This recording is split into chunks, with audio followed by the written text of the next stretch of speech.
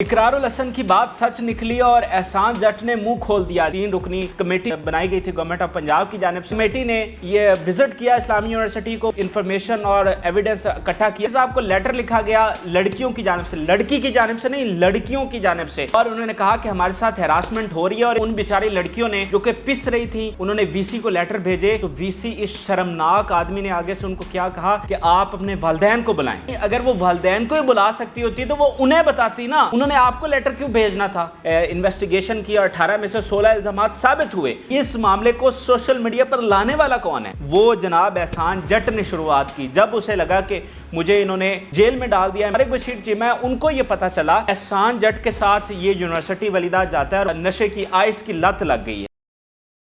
इकरारुल हसन की बात सच निकली और एहसान जट ने मुंह खोल दिया। जी हाँ, ये लाइन आपने थंबनेल में पढ़ी होगी और शायद आप ये समझ रहे हो कि ये एग्जैजरेशन है, लेकिन ऐसी बात नहीं है। इस्लामिया यूनिवर्सिटी स्कैंडल दिन ब दिन इसमें नई चीज़ें सामने आ रही हैं। ये केस अब उस तरफ जा रहा है कि चीज़ें इस्टेब्लिश हो रही हैं, सबूत सामने आ रहे हैं और चीज़ें साबित हो रही हैं। अब ऐसे इंकशाफात सामने आए हैं कि आप दंग रह जाएंगे। और जो दावे पहले तारिक बशीर चीमा साहब की तरफ से किए गए थे उनके बेटे के मुलव्वस होने के हवाले से, अब जो स्पेशल कमेटी बनी है उसने सारा भांडा फोड़ दिया है। और ये जो ऑथेंटिक इंफॉर्मेशन है वो आपके साथ में शेयर करने जा रहा हूँ। नाज़रीन, हुआ कुछ इस तरह है कि गवर्नमेंट ऑफ पंजाब ने एक ख़ास कमेटी बनाई थी 3 रुकनी, और उसको वैसे तो 5-7 कमेटीज़ बनी थी, लेकिन एक ख़ास कमेटी बनाई गई थी जिसको इस्लामी यूनिवर्सिटी बहावलपुर भेजा गया था ताकि इंफॉर्मेशन और एविडेंस कलेक्ट किया जाए और इस मामले की तह तक पहुंचा जाए। तो इस कमेटी ने ये विज़िट किया इस्लामी यूनिवर्सिटी को, वहाँ पर बातचीत की, इंफॉर्मेशन और एविडेंस इकट्ठा किया, और फिर इसने आकर वज़ीर आला को ब्रीफ़ किया और उस ब्रीफिंग में बहुत से अहम हक़ाइक़ सामने आए हैं। तो नाज़रीन, हुआ कुछ इस तरह है, ये चीज़ें पता चली हैं कि वीसी साहब जो है वो इस किरदार के इस स्कैंडल के एक तो सरगना हैं। वीसी साहब को लड़कियों की हिरासमेंट सारे मामलात का पता था, और इस पर लड़कियों ने वीसी साहब को लेटर भी लिखे थे। यानी कि अब आप जो बार बार लोग चीख रहे हैं कि जनाब कोई लड़की सामने क्यों नहीं आ रही, कोई लड़की क्यों नहीं बोल रही, तो भाई वो लड़की कहाँ से बोले? वो जब पहले आज से 2 साल पहले ये बोली थी तो आपने उनके साथ क्या किया? आपने उनको खामोश करवा दिया। तो वो जितनी सिस्टम से वो नाराज़ हैं, वो जितनी सिस्टम को वो जान चुकी हैं कि यहाँ पर तो उल्टा हमारी ही बेइज्जती होनी है, यहाँ पर तो हमारी ही इज्जत नीलाम होनी है ना, तो उन्होंने क्या बोलना है यहाँ पर? और जो कहते हैं जी अभी तक कोई लड़की तो नहीं सामने आई, तो भाई मुझे ये बता दें कोई लड़की दिफा में सामने आई है? किसी ने ये कहा है कि यहाँ पर कुछ नहीं हो रहा? यानी अगर इस मामले में कोई लड़की सामने नहीं आई कि कोई मुतासरा जिसने बताया कि हाँ ये होता रहा, तो कोई दिफा में भी, तो यूनिवर्सिटी के दिफा में भी तो कोई लड़की सामने नहीं आई। ठीक है, तो वीसी साहब को लेटर लिखा गया लड़कियों की जानिब से, लड़की की जानिब से नहीं, लड़कियों की जानिब से, और उन्होंने कहा कि हमारे साथ हैरासमेंट हो रही है। और इस शर्मनाक इस किरदार को देखिए, ये इतना घटिया आदमी ये साबित हुआ है वीसी कि अब इसकी अपनी फैमिली अमेरिका में है, इसकी अपनी फैमिली वहाँ पर सेटल्ड है, अच्छी ज़िंदगी गुजार रही है, लेकिन वहाँ की गरीब बच्चियों की इसने कोई परवाह नहीं की और इसने सिर्फ अपनी नौकरी की परवाह की और पैसे बनाए, माल बनाया, और वहाँ पर सैकड़ों हज़ारों बच्चियों की ज़िंदगी इसने तबाह की। ये मैं कहता हूँ ये कौम का सबसे बड़ा मुजरिम है ये वीसी, और इसको कैफरे किरदार तक पहुँचाना चाहिए। और अभी देखें इसने किस तरह से फ़रार होने की कोशिश की है, उस पर भी हम आखिर में बात करेंगे। तो उन बेचारी लड़कियों ने जो कि पिस रही थी, उन्होंने वीसी को लेटर भेजे। तो वीसी इस शर्मनाक आदमी ने आगे से उनको क्या कहा कि आप अपने वालिदैन को बुलाएं। भाई वो लड़कियां वालिदैन को क्या बुलाती? यानी अगर वो वालिदैन को ही बुला सकती होती तो वो उन्हें बताती ना, उन्होंने आपको लेटर क्यों भेजना था? यानी वो लड़कियां जो घर नहीं बताना चाहती थी कि हमारे साथ यहाँ पर क्या हो रहा है, उन्होंने और प्रोफेसर उनके साथ कर रहे थे, तो उन्होंने सबसे बड़ी अथॉरिटी किसको समझा? आपको समझा, आपको लेटर भेजा, और उल्टा आप ऐसे घटिया आदमी साबित हुए कि आप उन्हें कह रहे हैं कि अपने वालिदैन को बुलाओ। तो जब वीसी ने ये जवाब दिया तो फिर वो खामोश हो गई। वो किस तरह से अपने घर वालों को बता सकती थी? उन्होंने जो ही बताना था तो पेरेंट्स से उनको वापस बुला लेना था और उनकी तालीम वहीं पर रुक जानी थी। तो इस खदशे को मद्देनज़र रखते हुए लड़कियों ने घर नहीं बुलाया और उनके साथ वही सलूक होता रहा, उनके साथ हैरासमेंट होती रही और वो बेचारी ये सारी चीज़ें बर्दाश्त करती रहीं।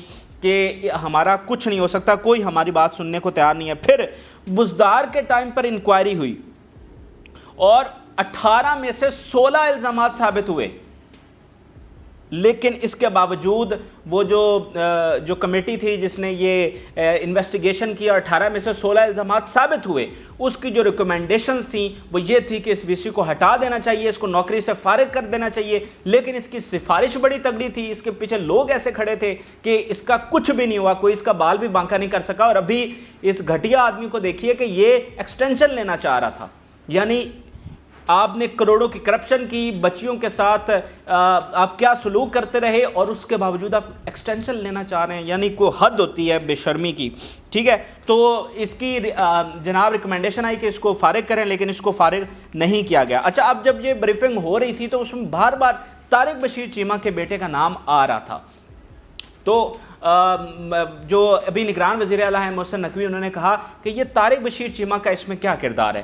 تو اس پر انہیں بتایا گیا کہ جو ایک احسان جٹ نامی کردار ہے, اس کو آپ نے مختلف ولاگز میں بھی سنا ہوگا, اور اس پر سب سے پہلے اقرار الحسن نے سٹوری کی تھی. تو احسان جٹ اور یہ دونوں دوست سے ولیدہ چیمہ, تو جو طارق بشیر چیمہ ہے ان کو یہ پتہ چلا کہ احسان جٹ کے ساتھ یہ یونیورسٹی ولیدہ جاتا ہے, اور وہاں پر جو ہے وہ اسے نشے کی آئس کی لت لگ گئی ہے.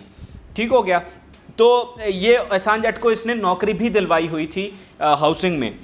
تو جب ان کو پتہ چلا کہ میرے بیٹے کو آئس کی لت لگ گئی ہے, تو انہوں نے ڈی پی او کو حکم دیا کہ آپ احسان جٹ کے خلاف کارروائی کریں اور میرے بیٹے کو اس سے نکالیں. تو احسان جٹ کو گرفتار کیا گیا, اور اس کی جو برآمدگی ہے وہ یونیورسٹی میں نہیں ڈالی گئی, اور نہ ہی اس کا یونیورسٹی سے کوئی تعلق ڈالا گیا. وہ ایک ٹائم سے گرفتار ہے اور جیل میں ہے, ٹھیک ہے, لیکن اس کا یونیورسٹی سے کوئی تعلق نہیں ظاہر کیا گیا, تاکہ یعنی اس کو ایک ایز اے منشیات فروش تو گرفتار کیا گیا, لیکن اس کا یونیورسٹی سے کوئی تعلق نہیں رکھا گیا کہ تاکہ یہ معاملہ باہر نہ آ جائے. تو پھر ہوا کیا ہے, اب یہ بڑا دلچسپ پہلو ہے کہ وہ کہتے ہیں نا گھر کو آگ لگ گئی گھر کے چراغ سے. تو وہ احسان جٹ جس کو انہوں نے ہاؤسنگ کی نوکری دلوائی تھی, لیکن بعد میں ظاہری بات اس کو گرفتار کروایا, اس کے ساتھ برا سلوک ہوا, تو احسان جٹ نے یہ معاملہ سوشل میڈیا پر پھیلایا. یعنی اس معاملے کو سوشل میڈیا پر لانے والا کون ہے؟ آپ نے پوسٹیں دیکھی آئیں, وہ شروعات کہاں سے ہوئی؟